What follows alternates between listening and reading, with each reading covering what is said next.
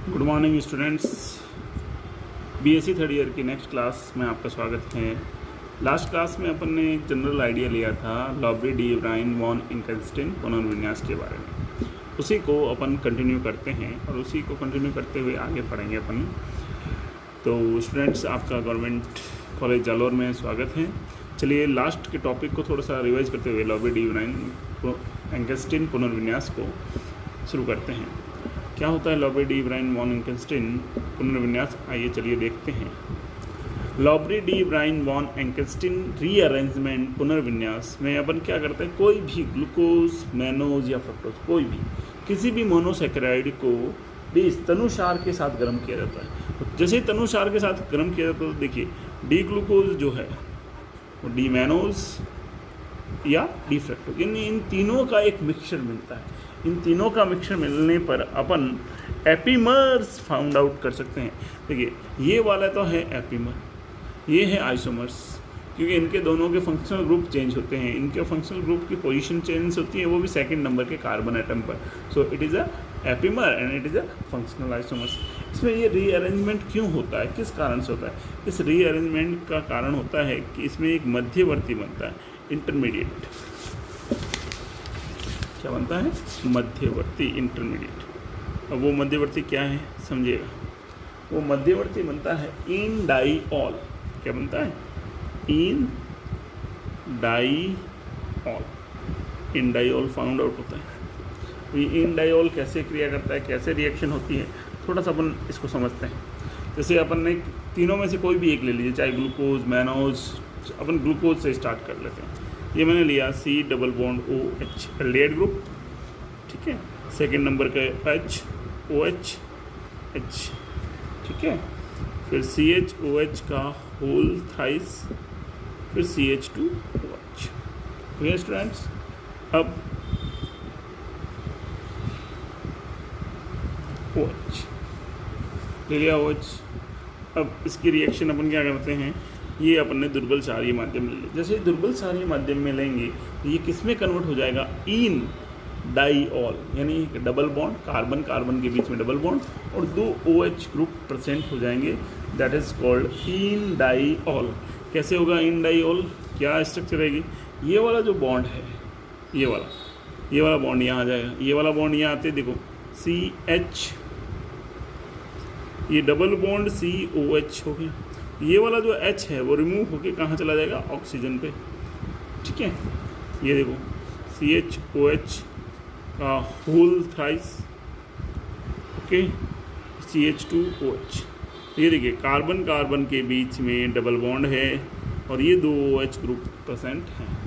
तो double bond यानी इन diol, इन diol. अगर अब इसको वापस वीक बी दुर्बल क्षारीय में, जैसे अपन ने पहले स्टडी किया है कि अगर दुर्बल क्षार में किसी भी एक को, तो तीनों का शामिल, तीनों कौन? D glucose, D mannose. तो ये वाली जो स्ट्रक्चर बनती है, ये जो इंटरमीडिएट बन रहा है, यही मध्यवर्ती है और यही इंटरमीडिएट इसमें एक दूसरे में कन्वर्ट होता है।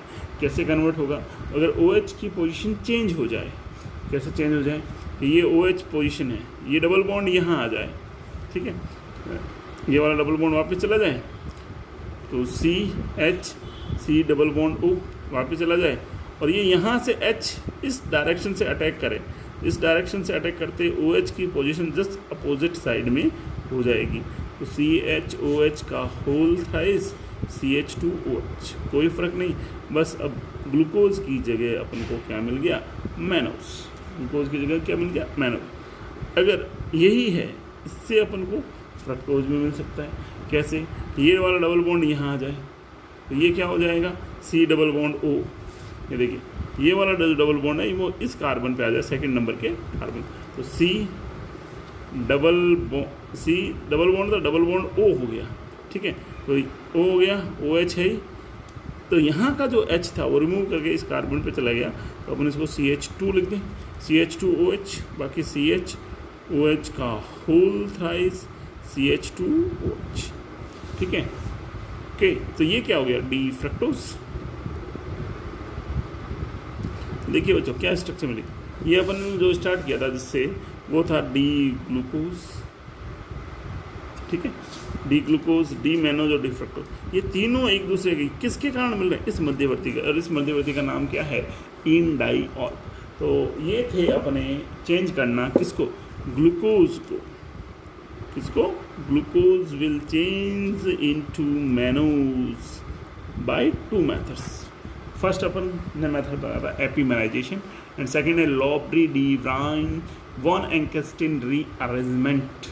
इस तरह से दोनों चेंज से अपन इसको, अब इसी को आगे बढ़ाते हुए ओसाजोन कैसे फॉर्म होता है कार्बोहाइड्रेट में, उसके बारे में पढ़ेंगे।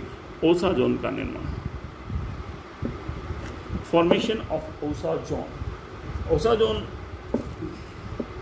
का फॉर्मेशन कैसे होगा? ओसाजोन में अपन क्या करते हैं, कोई भी जो मोनोसेकेराइड है, मोनोसेकेराइड, उस मोनोसेकेराइड की रिएक्शन अपन फेनिल हाइड्रोजन से करवाते हैं। किससे करवाते हैं? Phenyl. This is for example, ये मैंने लिया कार्बो, ये are alkyl group remaining group को शो कर रहा है, CHO एल्डिहाइड ग्रुप, और ये आर। अब इसकी रिएक्शन अपन 3 मोल फेनिल हाइड्रोजन से करवाते हैं, 3 मॉलिक्यूल्स ऑफ फेनिल हाइड्रोजन। जैसे रिएक्शन करवाते हैं, 2 मॉलिक्यूल वाटर मॉलिक्यूल एक्सट्रेट होता है, और CH double bond N NHPH, C double bond N NHPH। देखिए सेकंड और फर्स्ट कार्बन पे ये वाली स्ट्रक्चर प्राप्त, अगर सेकंड और फर्स्ट कार्बन पर ये स्ट्रक्चर प्राप्त होती है तो अपन इसको बोलते हैं ओसाजोन। ये क्या था अपने पास? कोई भी मोनोसेकेराइड या कोई भी कार्बोहाइड्रेट था, उस कार्बोहाइड्रेट की रिएक्शन अपन ने कितने से करवाई? 3। अगर देखा जाए तो 3 से करवा रहे हैं, और जुड़ कितने रहे हैं? 2। तो एक कहाँ गया? इसकी रिएक्शन, इसकी जो मैकेनिज्म है वो ब्रैगनेंट ने समझाई, और उस ब्रैगनेंट ने कैसे समझाया कि एक मॉलिक्यूल, सबसे पहला मॉलिक्यूल, जैसे ये अपने कार्बोहाइड्रेट लिया CHOH और R, ये रिमेनिंग ग्रुप, ठीक है। अब इसकी स्ट्रक्चर, इसकी रिएक्शन अपन ने करवाई फेनिल हाइड्रोजन। पहले फर्स्ट मॉलिक्यूल आया N2N NH और PH, ठीक है। अब जैसे ये रिएक्शन करेगा तो क्या हो जाएगा? वाटर मॉलिक्यूल एक्सट्रेट हो जाएगा, ये वाटर मॉलिक्यूल निकल गया। वाटर मॉलिक्यूल निकलते ही देखिए बच्चों क्या जुड़ा, वाटर मॉलिक्यूल निकल गया, CH डबल बॉन्ड N, देखो H2O निकलना, N यहाँ से कनेक्ट हो गया, NHPH, यानी एक मॉलिक्यूल जो था वो डायरेक्ट अटैच हो। ओके, यानी कि जो फेनिल हाइड्रोजन है वो कार्बोनाइल कंपाउंड की रिएक्शन है, कार्बोनाइल कंपाउंड होने पर वो डायरेक्ट रिएक्ट कर जाएगा। नेक्स्ट में क्या होगा कि ये जो स्ट्रक्चर बनी है ये थोड़ी सी रीअरेंज होगी। रीअरेंज होने पर कैसी स्ट्रक्चर बनेगी? ये वाला जो स्ट्रक्चर है अपने पास, ये कुछ इस तरह से होगा कि ये वाला बॉन्ड यहाँ चला जाएगा, और यहाँ चला जाने पर ये यहाँ शिफ्ट होगा, और प्रोटॉन यहाँ शिफ्ट हो जाएगा, ये बन जाएगा CH double bond C, R है ये का, ये R, ये OH है। इस OH को मैं थोड़ा सा इस तरह से लिख देता हूँ रीअरेंज करके, NH, क्योंकि ये N जो था उस पर H आया तो NH हो गया, NH NHPH, ठीक है स्टूडेंट। अब ये NHPH इस H के साथ मिलकर किसके रूप में निकल जाएंगे? एनिलीन के रूप में एक्सट्रैक्ट हो जाएंगे, एनिलीन के रूप में ये निकल गए। जैसे एनिलीन के रूप में निकलते हैं तो पीछे क्या बचा? देखिएगा CH NH C double bond O, NH आ गया, ये वाला बॉन्ड टूट गया, ये वाला ब्रेक हो गया, ये वाला गया तो ये यहाँ डबल बॉन्ड हो गया, ये वाला बॉन्ड यहाँ शिफ्ट हो गया, ठीक है। अब ये CH NH और ये रहा A। अब इसकी वापस क्रिया कराएंगे फेनिल हाइड्रोजन से, फेनिल हाइड्रोजन से क्रिया कराएंगे तो आपको मालूम ही है कार्बोनाइल कंपाउंड पर रिएक्शन करेगा, CH double bond NH C double bond N NHPH और R। कितने मॉलिक्यूल यूज हो गए? 1 और 2, ठीक है। 2 मॉलिक्यूल है, यानी दूसरे मॉलिक्यूल ने, एक मॉलिक्यूल ने तो इसको कन्वर्ट किया और दूसरा मॉलिक्यूल ने रिएक्शन किया। अब तीसरा मॉलिक्यूल आएगा, तीसरा मॉलिक्यूल फिर PH NH NH2, ये रिएक्शन किससे करेगा? और रिएक्शन करते ही क्या प्रोडक्ट बनेगा, ये वाला जो कंपाउंड है उससे रिएक्शन होगी, और उससे रिएक्शन होते ही CH double bond N NH और PH, यानी जो इसका इस कंपाउंड का आपको दिख रहा होगा C double bond NH NH PH, ठीक है, यानी इस नंबर के कार्बन से ये अटैच हो गए। ये NH जो है वो इस H2 के साथ रिएक्शन करके NH3 की फॉर्म में निकल जाएगा, और रिमेनिंग कंपाउंड ऐसा कैसा आ जाएगा, देखो रिमेनिंग कंपाउंड आपको दिख रहा होगा, ये remaining compound C double bond N NH PH। Okay student, इस तरह से अपन कार्बोहाइड्रेट को अवसाद जोन में बदलेंगे। इसके लिए 1, 2 और 3 मॉलिक्यूल फेनिलहाइड्रोजन के काम हैं। थैंक्स स्टूडेंट, नेक्स्ट क्लास में पढ़ेंगे। Okay bye.